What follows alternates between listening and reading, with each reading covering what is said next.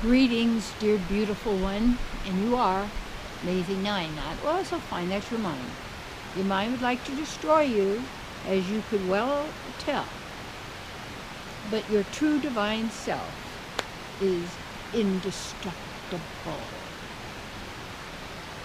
My topic is exercise your free will. Now here we got the word exercise. That could be exorcise, like free will, there's something wrong with it, or you're going to take the demoniac out of the will.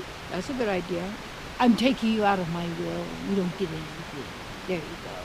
Anyway, so exercise your free will would be to also use it, activate it.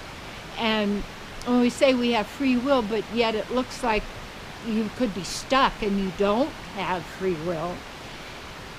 In the Vedas, in the Puranas, which I like to study, it says that, and it resonates, this sounds good, that we're marginal. Our nature, because even though we're completely divine, real, eternal, all this, persons, all this, we're also marginal. It's like we're on a fence. Free will means you can either choose to trust your guide, your inner self, your God within, your divine presence, yourself, or you trust mammon or matter or the illusion or the suggestion of matter, whatever, with this reality.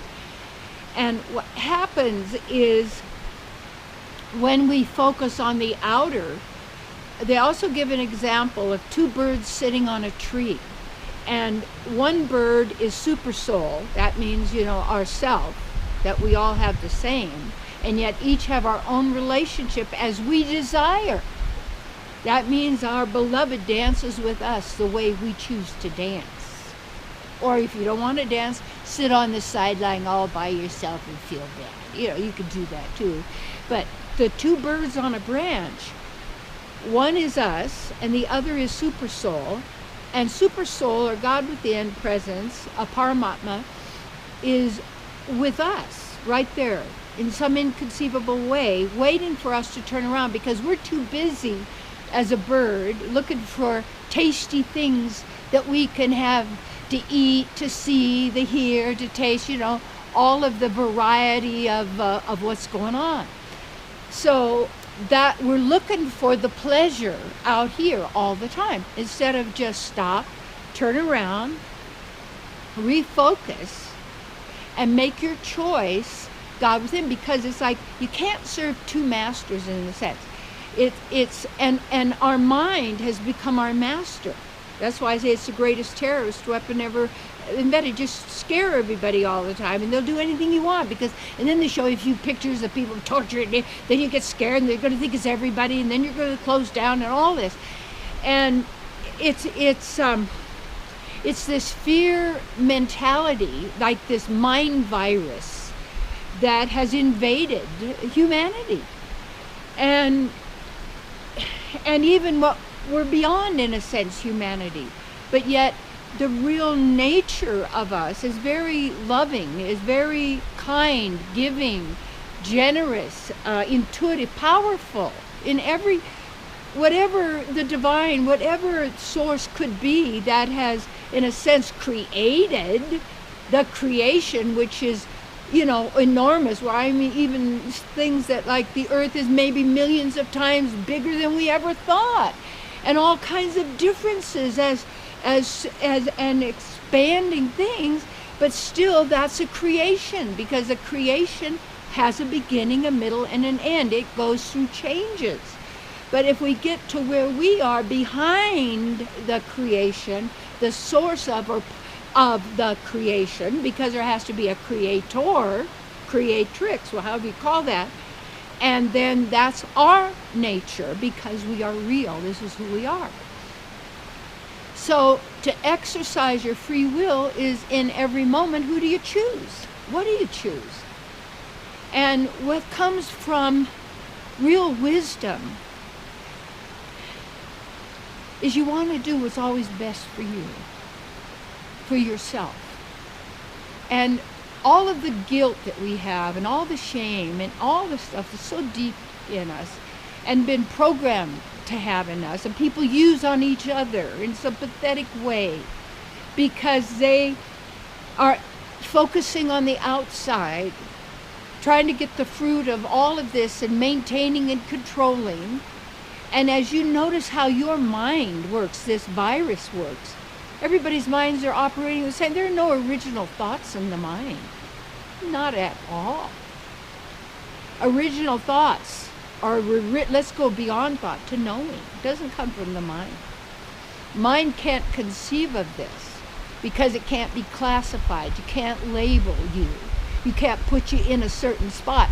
But see, people can be programmed that way. It like a hypnotic spell because you want to please the hypnotist. You want to go to heaven, you don't want to go to hell. Or you want to go to hell, you don't want to go to heaven because you get two choices. Come on. Let's mature. Let's